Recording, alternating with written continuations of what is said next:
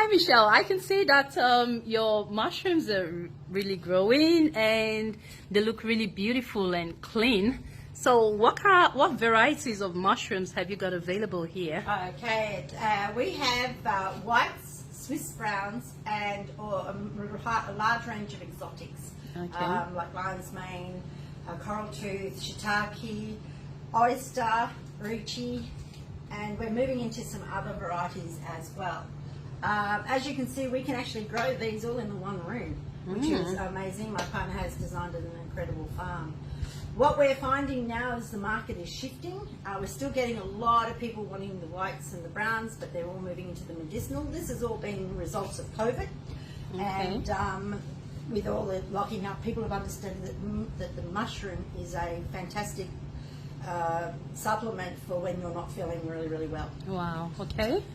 So, as for our mushrooms, our policy here at Shoalhaven Gourmet Mushrooms is to pick and deliver on the fresh, as we're picking them on that day.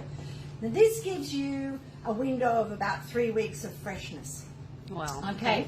So with the big farms, they pick and store. We pick and deliver. Okay. And you're getting a prime product that is grown with no chemical. Right? Right. I have heard rumours that there is no such thing as a organic mushroom farm. We are as organic as it is possibly to be. Okay, we're guaranteed that. So how is that guaranteed? How do you guarantee that? Okay, well, we source our products from Australia. This is purely the best Australian straw you can possibly get. We purchase and import organic peat moss from Holland. Now, it is actually stamped organic. We don't add anything to this except for lime. Okay, that's only ingredients and water. So that's basically your substrate, and then they're growing things, and this is where you get your organic product. Okay, so the only thing that's ever put on the beds is water. All right. So that's basically that. The same with the browns. Same thing, Australian straw, Australian peat from Holland, or all organic status. Our exotics are grown. We pack and make our own substrate, and it's all organic product. We also use our own inoculations to produce that exotic mushroom. Okay. So are there possibly any other alternatives that could make a mushroom growing system not organic? Are there any other thing that some of the people might use? A lot of them make their own substrate, which is this, and they use, chicken manure, horse manure, cow manure, straw, and even cotton material they put in bags just to hold it together. Okay. Then they add a lot of chemicals, products like formaldehyde and insecticides. We have to keep our farm extremely clean to keep all the diseases out. So that's why our thing is pick, deliver, get them out, clean the rooms, like wash the rooms out with water, keep them well sealed, and then every 8 weeks we take them out. Those bags are packed in plastic bags and are off the property that day. Right. That keeps down pests, diseases, so that we maintain the quality. Right.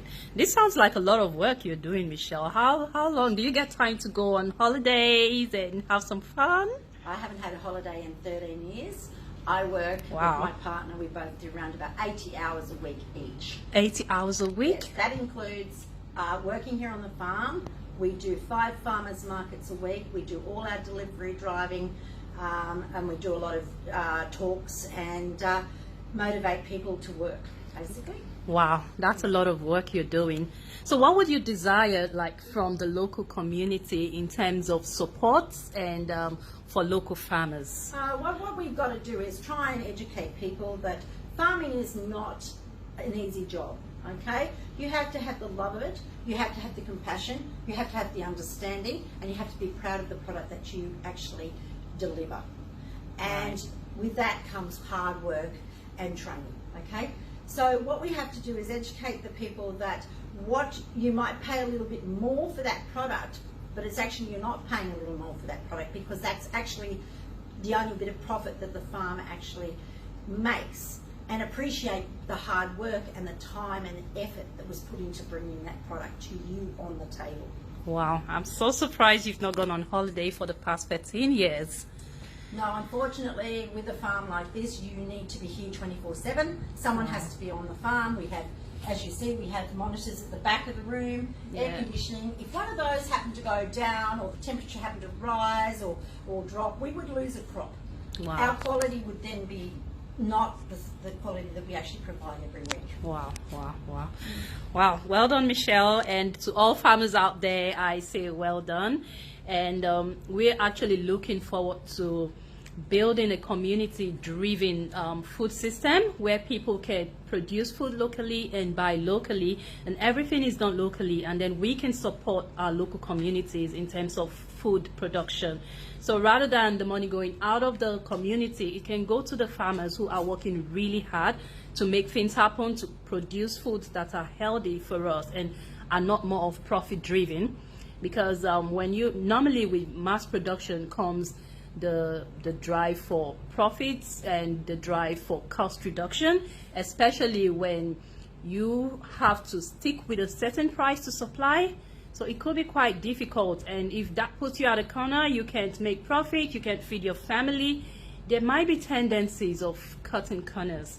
And that's why we are trying to promote local production and buying of food so we can support our local farmers, and we would be rest assured that the food we're eating is all clean and not driven by cost reduction and trying to meet up with certain prices from the big players and the rest of it.